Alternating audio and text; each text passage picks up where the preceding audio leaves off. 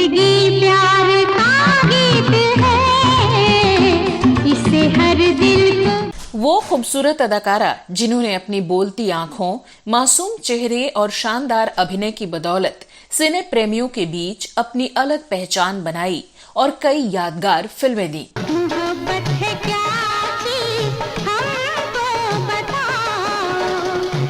रिश्ते में जहां वो सुर साम्राज्ञी लता मंगेशकर और आशा भोसले की भतीजी लगती हैं, तो वहीं उनके पति की भी गिनती बॉलीवुड के प्रतिष्ठित फिल्म निर्माताओं में होती है। एक प्रसिद्ध फिल्म अभिनेता की जहां वो साली लगती हैं, तो वहीं उनकी 2 बहनें और बेटा भी जुड़ा है अभिनय के क्षेत्र से। तुमसे मिलकर ना जाने क्यों और भी कुछ।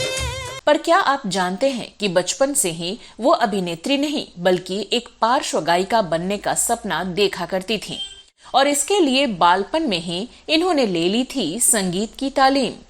और क्या आप यकीन करेंगे कि महज 6 साल की उम्र में पहली बार इन्होंने फेस किया था कैमरा और महज 12 साल की उम्र में इन पर फिल्माया गया एक गीत बन गया था इनके करियर के लिए मील का पत्थर। यशोमती मैया से बोले नंदलाला। आपको जानकर ताज्जुब होगा कि 14 साल की उम्र में ही एक फिल्म में इनके द्वारा दिया गया एक सीन बन गया था चर्चा का विषय। और क्या आप मानेंगे कि एक फिल्म की शूटिंग देखने पहुंचे एक विदेशी राजकुमार को किस करके इन्होंने मचा दी थी सनसनी।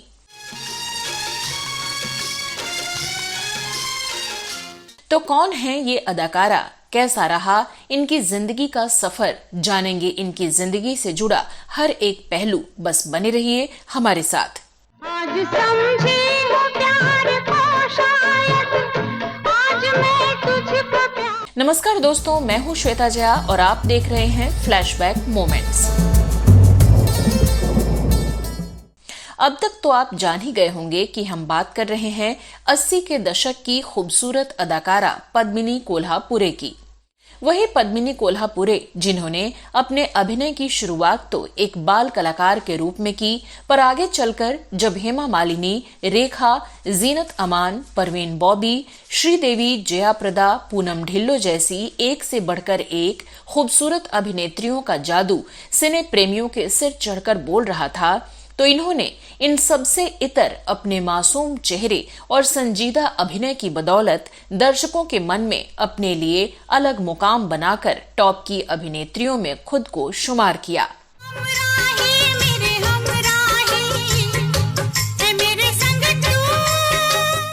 एक नवंबर 1965 को मुंबई में जन्मी पद्मिनी कोल्हापुरे 3 बहनों में दूसरे नंबर पर थीं। इनके पिता पंढारी नाथ कोल्हापुरे प्रसिद्ध वीणा वादक और प्रतिभाशाली गायक माने जाते थे एवं इनकी मां निरुपमा एक एयरलाइंस में काम करती थीं। इनकी बड़ी बहन का नाम शिवांगी कोल्हापुरे है, जो कि प्रसिद्ध अभिनेता शक्ति कपूर की पत्नी और अभिनेत्री श्रद्धा कपूर एवं अभिनेता सिद्धांत कपूर की मां हैं। वहीं इनकी छोटी बहन का नाम तेजस्विनी कोल्हापुरे है और वो भी अभिनय के क्षेत्र से जुड़ी हैं। विलक्षण प्रतिभा की धनी पद्मिनी कोल्हापुरे बचपन से ही अपनी दोनों बहनों के साथ संगीत तो सीखती ही थीं, पर इनको डांस और एक्टिंग का भी बहुत शौक था। इनके पिता पंढारी नाथ कोल्हापुरे उन दिनों पंडित कृष्ण राव कोल्हापुरे के साथ मिलकर बलवंत राव नाट्य कंपनी का संचालन किया करते थे। पंढारी नाथ कोल्हापुरे की मां एवं पंडित दीनानाथ मंगेशकर की मां सौतेली बहनें थीं। इस रिश्ते से लता मंगेशकर और आशा भोसले पंढारी नाथ की बहन और पद्मिनी कोल्हापुरे की बुआ लगती थीं। चूंकि पद्मिनी के परिवार का माहौल पहले से ही संगीतमय था, इसलिए पद्मिनी कोल्हापुरे भी बचपन से ही गायिका बनना चाहती थीं। पर तकदीर बनाने वाले ने तो इनके लिए कुछ अलग ही ताबीर लिख रखी थी। दरअसल आशा जी का अक्सर पद्मिनी के घर आना जाना होता था।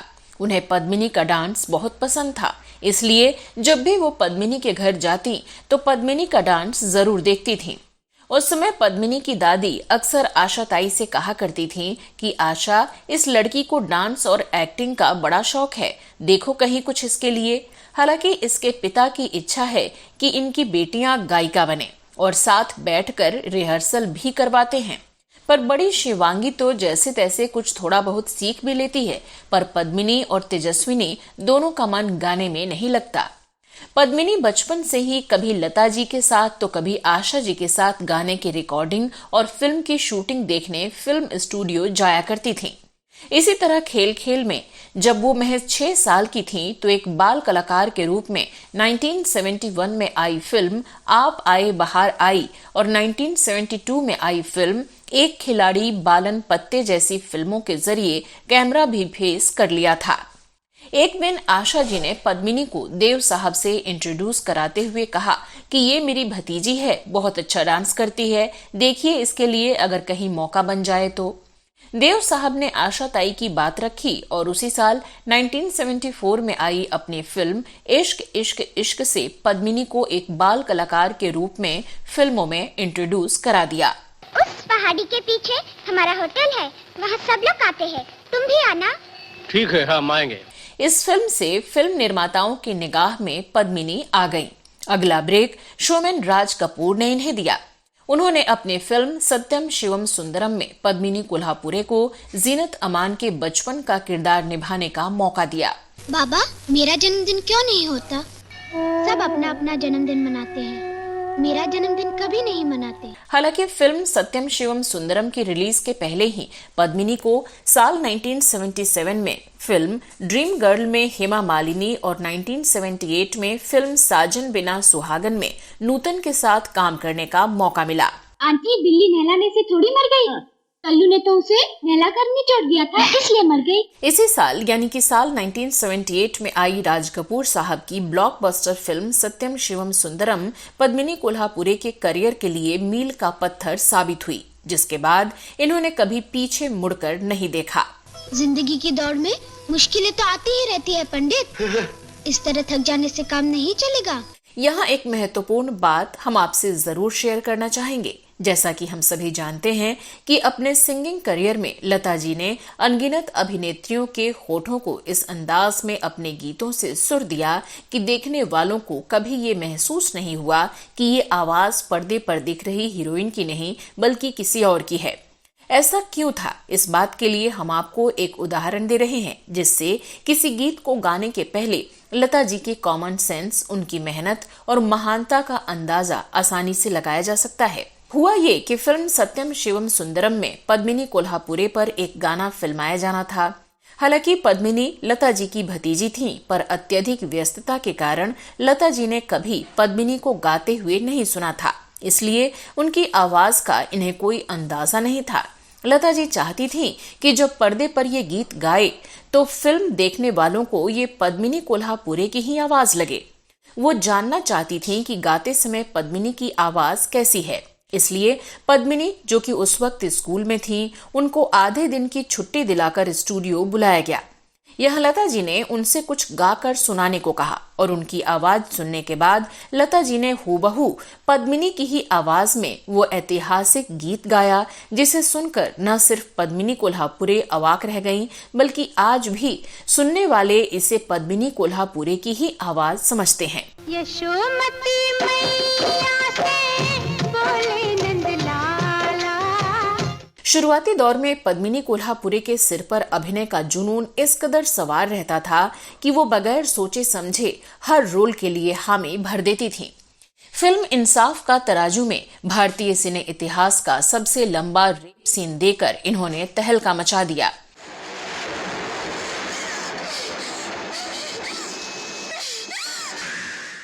हालांकि इस फिल्म के लिए इनको फिल्म फेयर के बेस्ट सपोर्टिंग एक्ट्रेस के खिताब से नवाजा गया, पर फिल्मों में बोल्ड सीन्स देने के कारण उन पर बोल्ड हीरोइन का ठप्पा भी लग गया।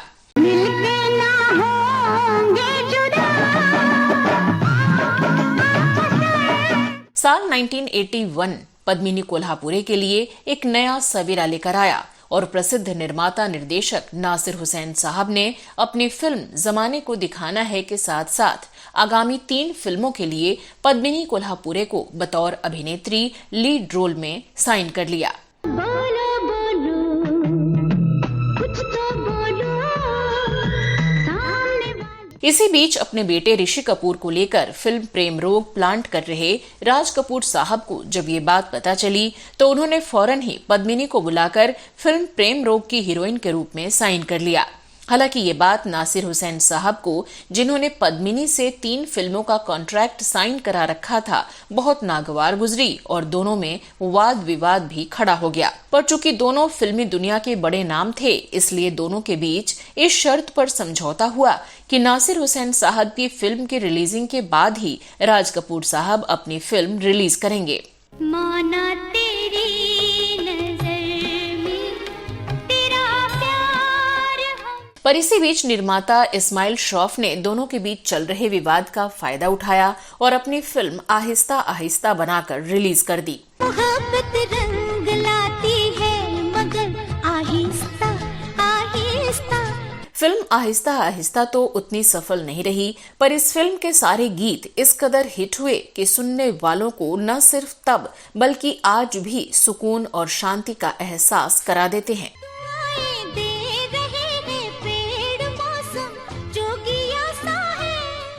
इस फिल्म के सेट पर पद्मिनी कोल्हापुरे ने एक ऐसा कारनामा अंजाम दिया जिसे आज भी याद किया जाता है। दरअसल ब्रिटेन के प्रिंस चार्ल्स, जो कि उन दिनों भारत के दौरे पर थे, उन्होंने हिंदी फिल्मों की शूटिंग देखने की इच्छा जाहिर की।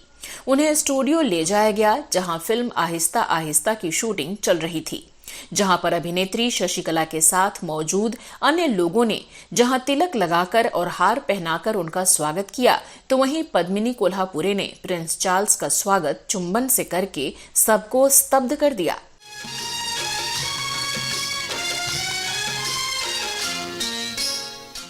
खैर, हम बात कर रहे थे साल 1981 की फिल्म आहिस्ता आहिस्ता की। इसके बाद इसी साल नासिर हुसैन की फिल्म जमाने को दिखाना है भी रिलीज हो गई। लेना खेल है दिलदार का, ओ भूल से नाम ना लो प्यार का।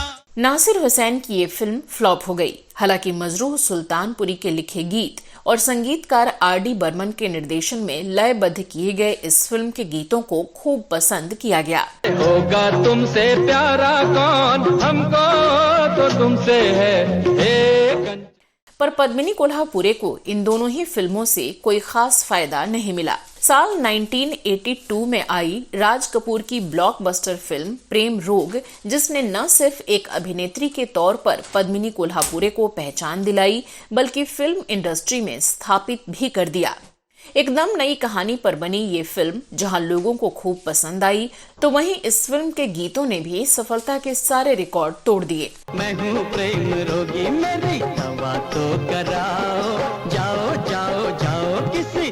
इस फिल्म के गानों पर ऋषि कपूर द्वारा किए गए अभिनय ने जहां उनके करियर को बुलंदी पर पहुंचा दिया, तो वहीं पद्मिनी कोल्हापुरे भी अपने अभिनय और डांस की बदौलत लोकप्रियता के शिखर पर जा पहुंची। भंवरे ने खिलाया फूल, फूल को ले गया राजकुमार। इस फिल्म में पद्मिनी कोल्हापुरे पर फिल्माया गया विदाई गीत ये गलियां ये चौबारा ऑल टाइम हिट गीत बन गया, जिसे आज भी शादियों में बजते हुए सुना जा सकता है। ये गलियां ये चौबारा, यहाँ आना ना दोबारा।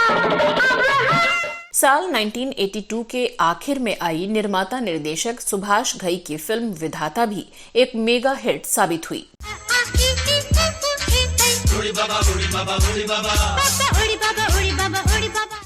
एक्शन एवं थ्रिल से भरपूर मल्टी स्टारर ये फिल्म उस साल की सबसे ज्यादा कमाई करने वाली फिल्म बनी। फिल्म में पहली बार संजय दत्त की अपोजिट हीरोइन का किरदार निभाने वाली पद्मिनी कोल्हापुरे की जोड़ी दर्शकों को खूब पसंद आई। तेरा सहारा हूं मैं, यूं तो फिल्म के सारे गीत श्रोताओं को पसंद आए थे, पर पद्मिनी कोल्हापुरे पर फिल्माया गया गीत 7 सहेलियां खड़ी खड़ी जबरदस्त सफल रहा। इस गीत में जहां पद्मिनी का मनमोहक नृत्य लोगों को खूब भाया, तो वहीं इस गीत का एक अंतरा भी पद्मिनी कोल्हापुरे की ही आवाज में रिकॉर्ड किया गया था। रात भर मुआ सोने न दे, इंजेक्शन लगाए घड़ी घड़ी। हम आपसे इस फिल्म से जुड़ा एक किस्सा जो कि बहुत मशहूर है जरूर शेयर करना चाहेंगे। फिल्म को मिली अभूतपूर्व सफलता के बाद सुभाष घई ने एक पार्टी दी थी जिसमें फिल्म इंडस्ट्री की तमाम नामी गिरामी हस्तियों के अलावा फिल्म की कास्ट को भी इनवाइट किया गया था। सभी आ चुके थे और सभी को फिल्म के हीरो संजय दत्त का इंतजार था। कुछ देर बाद संजय दत्त भी वहां आए, पर वो भरपूर नशे में थे और पहुंचते ही उन्होंने उत्पात मचाना शुरू कर दिया, जिससे लोग भौचक रह गए। और इससे पहले कि कोई कुछ समझ पाता, उनके हाथ एक चाकू लग गया, जिसे हाथ में लेकर वो पास खड़ी पद्मिनी कोल्हापुरी के सामने पहुंच गए। संजय दत्त को हाथ में चाकू लिए अचानक सामने खड़ा देख पद्मिनी कोल्हापुरी के होश उड़ गए और वो चीखते हुए भागने लगी और नशे की हालत में संजय दत्त भी उनके पीछे लग गए। बड़ी मुश्किल से लोगों ने हालात पर काबू पाया। बाद में जब इस बात की जानकारी संजय दत्त के पिता सुनील दत्त को हुई तो उन्होंने संजय दत्त को खूब खरी खोटी सुनाई।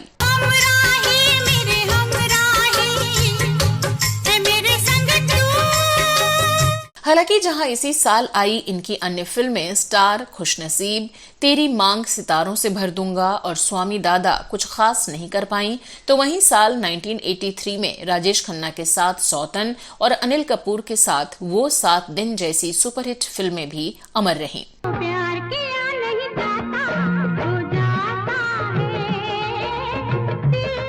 उन दिनों पद्मिनी की गिनती फिल्म इंडस्ट्री की बड़ी हीरोइनों में होती थी और अनिल कपूर जैसे न्यू कमर के साथ उन्होंने वो 7 दिन जैसी सुपरहिट फिल्म दी, जिससे अनिल कपूर को फिल्म इंडस्ट्री में पैर जमाने का मौका मिला। प्यार किया नहीं जाता, हो जाता है। दिल दिया नहीं जाता, हो जाता। पद्मिनी ने साल 1984 में जहां ये इश्क नहीं आसान, नया कदम और हम हैं लाजवाब जैसी फिल्मों में अपने अभिनय की अमिट छाप छोड़ी, तो वहीं साल 1985 पद्मिनी के करियर के लिए वरदान साबित हुआ।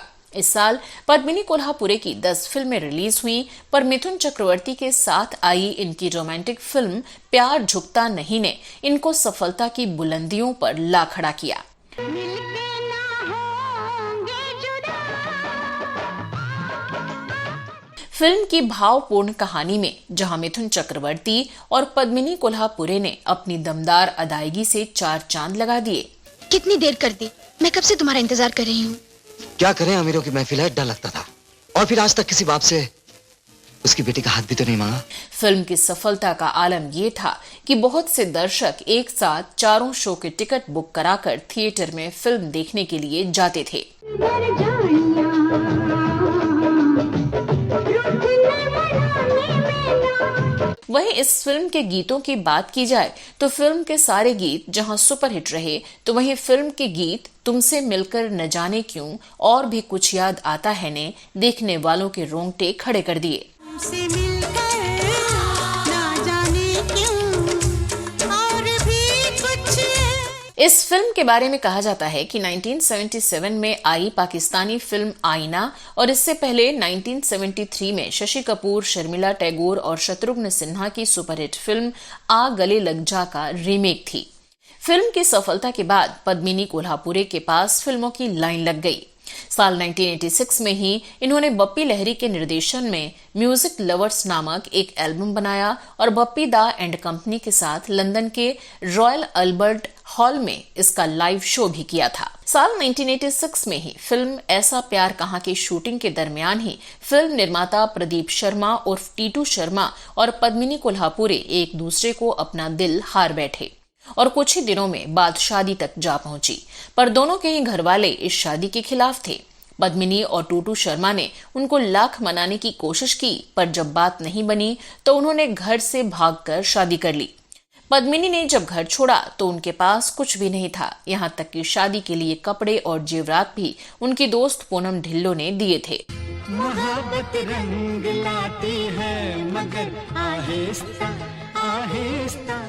1993 में प्रोफेसर की पड़ोसन के बाद पद्मिनी कोल्हापुरे ने पारिवारिक जिम्मेदारियों को निभाने का फैसला करते हुए फिल्मों से दूरी बना ली। फिर साल 1999 में उन्होंने फिल्म निर्माता के रूप में बॉलीवुड में कदम रखा और रॉकफोर्ड नामक फिल्म का निर्माण किया और लगभग 10 साल के लंबे अंतराल के बाद 2003 में उन्होंने सुपरहिट मराठी फिल्म चिमणी पाखर से अभिनय में दोबारा वापसी की।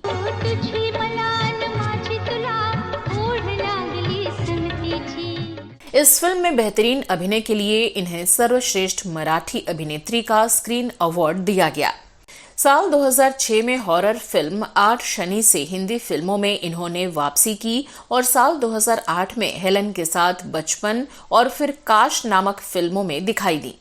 2009 में फिल्म बोलो राम और साल 2011 में कर्मयोगी, 2013 में फिल्म डॉटर और सुपरहिट कॉमेडी फटा पोस्टर निकला हीरो में काम किया। इस फिल्म में इन्होंने शाहिद कपूर की मां की भूमिका निभाई थी। नहीं बेटा, ड्यूटी पहले माँ बाद में। मैं तो क्या आती जाती रहूंगी। पद्मिनी कोल्हापुरे के दिल्ली और हैदराबाद में अभिनय ट्रेनिंग सेंटर हैं, तो वहीं मुंबई में ये एक ग्रूमिंग एवं मॉडलिंग अकादमी का संचालन करने के साथ ही पद्म सीता नामक एक बुटीक की मालकिन भी हैं। पद्मिनी टीवी पर आने वाले कई रियलिटी सिंगिंग और डांसिंग शो में मेहमान की हैसियत से अक्सर दिखाई देती रहती हैं। तो दोस्तों, आज के इस एपिसोड में बस इतना ही। आपको हमारा ये वीडियो कैसा लगा, अपनी राय कमेंट बॉक्स में जरूर दीजिएगा। और हाँ, यदि आपके पास पद्मिनी कोल्हापुरे से जुड़ी कोई और जानकारी हो तो वो भी जरूर साझा करिएगा, जिससे हम उसे अपने आने वाले वीडियो में जोड़ सकें। अब दीजिए अपनी दोस्त और होस्ट श्वेता जया को इजाजत। नमस्कार।